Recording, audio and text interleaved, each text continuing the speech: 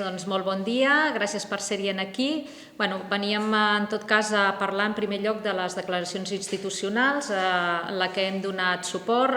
i presentem conjuntament en Junts per Mataró. Com sabeu, és una declaració que el que ve és a continuar avançant amb la lluita incansable que tenim des del govern municipal contra les ocupacions delinqüencials. Com sabeu, es tracta d'una problemàtica de convivència per als veïns i veïnes de la nostra ciutat. Portem lluitant contra les ocupacions delinqüencials des del 2016. Varen crear en el seu moment una unitat específica de policies locals, que és la unitat de convivència i civisme, que està fent front a la problemàtica de les ocupacions de caire delinqüencial, però per una altra banda, com sabeu, vam tirar cap endavant un protocol que ara justament m'informaven que s'ha produït un desallotjament d'un local que teníem ocupat feia més d'un any aquí a la Riera. És fruit de la posada en marxa d'aquest protocol, que és desallotjaments per temes d'infrahabitabilitat, i que ens han donat que actualment des d'aquesta posada en marxa tenim un promís de 103 desallotjaments amb aplicació d'aquest protocol. Com bé sabeu també, el compromís de l'alcalde i de tot aquest consistori és clar, i això ho demostra la davallada que hi ha hagut, i ahir també en Junta Local de Seguretat es posaven de manifest aquesta dada, que hi ha hagut una davallada del 45% d'ocupacions a Mataró en els darrers mesos, i això només ens dona, jo crec que un missatge molt positiu, que és quan les administracions funcionen de la mà i funcionen de manera conjunta, els resultats són visibles. L'alcalde David Bote ha liderat personalment aquesta lluita, ha portat aquest problema a totes les administracions supramunicipals per aconseguir també tots els canvis legals pertinents perquè es pugui lluitar amb efectivitat contra aquestes ocupacions delinqüencials. Tenim ja el projecte de llei que tenim a portes ja de poder fer el que és l'aprovació en quant a una modificació legislativa que ens permetria poder desallotjar en el termini de 48 hores, i per una altra banda el que sí que no voldria desaprofitar és l'oportunitat de posar de manifest que la Generalitat de Catalunya té deures a fer. No és casualitat que tinguem el 42% d'ocupacions s'estiguin produint a Catalunya. Per això els demanem, en primer lloc, que destini més recursos, més efectius de Mossos d'Esquadra per dur a terme investigacions d'aquestes màfies organitzades, que suposi un desmantellament. Està molt clar, ahir justament Mossos d'Esquadra explicava que s'havia produït, justament en línia de les seves investigacions, un desmantellament d'unes organitzacions que havien produït l'ocupació de 52 habitatges, i els números ja ens diuen que aquesta baixada del 45%. Per tant, és vital que continuem destinant per part de Mossos d'Esquadra aquests recursos per poder dur a terme el desmantellament d'aquestes màfies que s'estan aprofitant de la vulnerabilitat de les persones. Però també els demanem que dugui a terme un canvi de llei, en aquest cas en el Codi Civil de Catalunya, en el llibre 5è, perquè habiliti els presidents de les comunitats de veïns i també els ajuntaments perquè puguin instar els desallotjaments. Bàsicament, això serien les nostres peticions respecte a la declaració institucional que hem presentat conjuntament amb Junts per Mataró.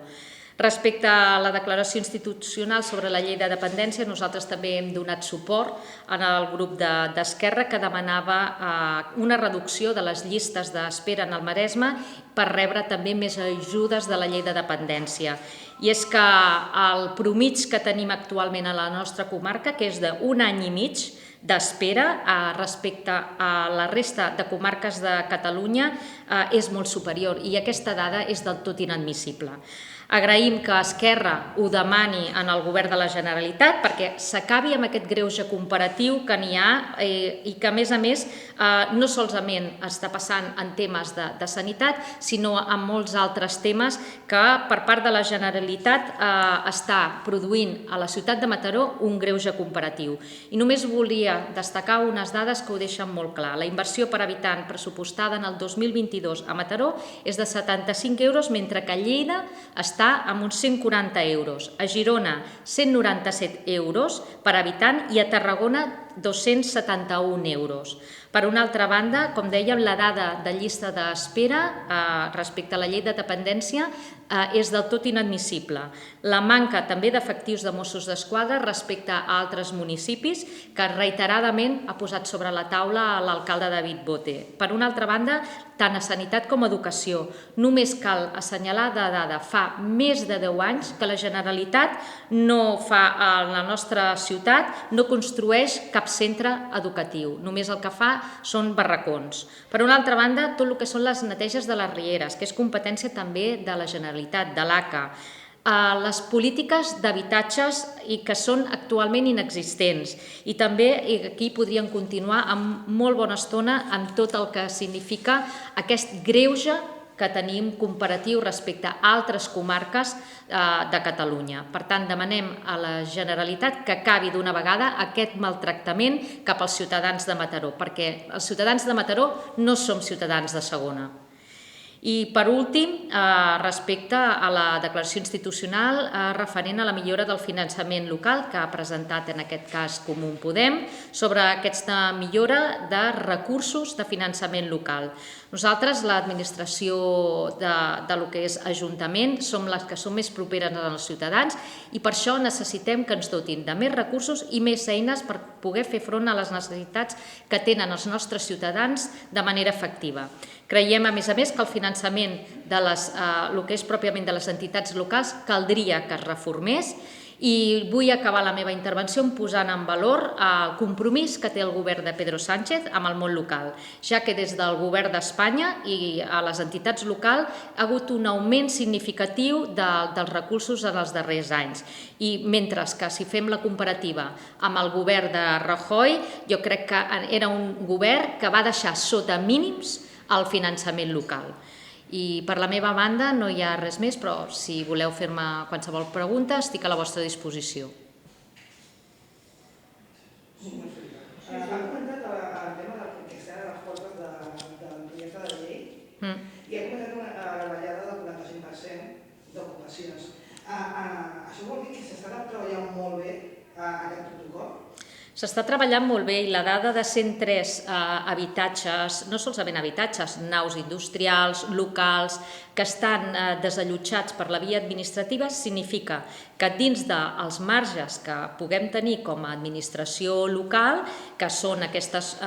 protocols administratius, nosaltres estem fent molt bona feina. I aquesta bona feina s'està reflectint per aquesta coordinació que n'hi ha a nivell de forces i cossos de seguretat, així com la pròpia administració local. I aquí és on volem anar, en què ajuntant i sumant totes les forces de les administracions es pot acabar i es pot combatre amb aquesta xacra que tenim a la nostra ciutat. El que està clar, i també això ho diem reiteradament, i l'alcalde David Bote ha anat a totes les administracions supramunicipals a posar aquesta problemàtica sobre la taula i a demanar també un canvi de llei, perquè no tot es pot arribar en procediments administratius. Els procediments administratius o aquest protocol són per supòsits molt taxats quan es produeix un tema d'un local o un habitatge que estigui infrahabitat, però n'hi ha altres que s'han d'abordar des de l'aplicació de la normativa tant estatal com en aquest cas autonòmica. Per això volia també posar de manifest no solament haver-hi una modificació de la llei estatal, que és la que es discutirà properament en el Congrés dels Diputats, sinó que també hi ha deures per fer per part de la comunitat autònoma de Catalunya, en aquest cas la Generalitat, perquè aquesta dada del 41% de totes les ocupacions de l'Estat siguin a Catalunya és perquè no s'estan prenent seriosament aquest problema. I el que li demanem és que es prenguin seriosament aquest problema, que modifiquin les lleis que calguin, en aquest cas tenen la potestat de modificar el Codi Civil de Catalunya, per legitimar els propietaris i els presidents de les comunitats de propietaris i els propis ajuntaments perquè instin als desallotjaments i que, per tant, això sí que està de la seva mà. I, per una altra banda, ho dèiem i està molt clar, quan es produeix una investigació per part de Mossos d'Esquadra i s'aconsegueixen resultats com el desmantellament d'aquestes organitzacions de màfies criminals. I això són el que ens ajuda a millorar les dades, que és aquesta 45% que aquests darrers mesos hem pogut veure a la nostra ciutat. Ha parlat també del tema de la llei d'independència, de la reducció de llistes. Com està la situació actualment? Actualment, per nosaltres, aquesta situació és del tot intolerable i inassumible. I, a més, quan ho posem en comparativa amb altres comarques i veiem les diferències que n'hi ha. Llavors, jo crec que aquí la Generalitat, i això sí, i ho he dit a la meva intervenció, agrair a Esquerra que hagi posat sobre la taula i que demani a la Generalitat, on ells actualment estan governant, doncs aquest greuge que n'hi ha de la nostra comarca respecte a altres, no solament la llei de dependència, perquè estem amb una dada que no es pot acceptar d'un any i mig d'espera, sinó que per la resta, i ho he anat parlant i donant dades, no solament per al tema de les inversions que hi ha per cadascú dels habitants, per la manca també d'inversió respecte a escoles, respecte a centres sanitaris, respecte a les ràtios de Mossos d'Esquadra, que estem molt per sota de la resta també de ciutats del mateix volum que Mataró. Totes aquestes dades ens situen en que estem comparativament en un estat de greuge que nosaltres aquí, des d'aquí, volem reclamar. Referent a la llei que té a veure amb les ocupacions, jo parlaves que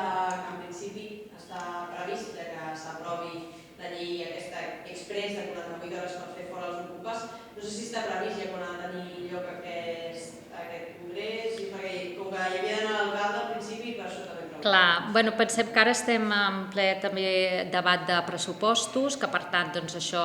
farà que el poder discutir aquesta esmena que va presentar el PSOE està previst que es faci en les properes setmanes, però encara no tenim un calendari fixe. Jo crec que aquesta modificació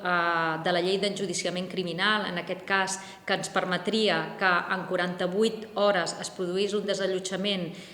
quan els ocupants d'una finca no acreditessin cap títol que els legitimés per estar ocupant, jo crec que seria una de les eines més potents que tindríem per combatre el que és les ocupacions delinqüencials. Però no hem de desestimar, evidentment, les altres que també ens permet, com aquest cas de la modificació del Codi Civil de Catalunya, que això sí que és competència de la Generalitat, que també permetria o habilitaria en els presidents de la comunitat de propietaris, que no oblidem, les ocupacions no solament és un greuge per al propietari o per al titular de l'immoble, sinó avui en dia el que es posa sobre la taula és els problemes de convivència, greu convivència, que estan generant en els que són les comunitats de propietaris. El fet que els presidents puguin demanar també aquest desallotjament via civil, jo crec que serien dos de les modificacions legals que actualment ens ajudaria a acabar amb aquesta xacra.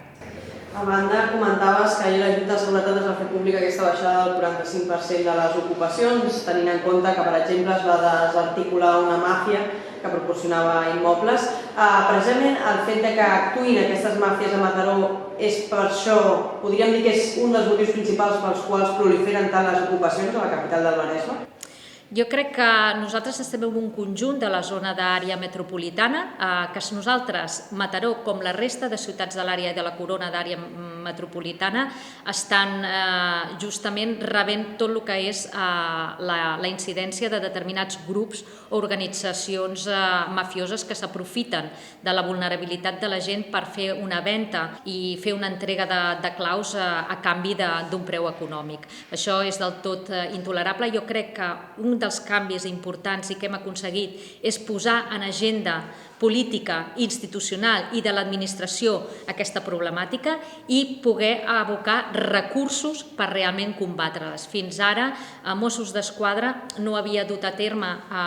investigacions amb aquests resultats i jo crec que fruit de que per part de Mossos s'estigui fent aquestes investigacions, s'estigui fent aquest desmantellament, és que justament les administracions estan prenent consciència de la problemàtica real que tenen els ciutadans, no solament de Mataró, sinó de la resta també de ciutats de l'àrea metropolitana que estem rebent les conseqüències d'aquestes organitzacions. I per acabar per part meva, tornant a la llei del finançament de l'administració local, quins són els principals problemes que té a dia d'avui l'administració local amb el finançament que rep per part de les administracions superiors? Doncs que tenim una llarga llista encara d'obligacions per complir per part també de la Generalitat, que han de fer front a tota una sèrie de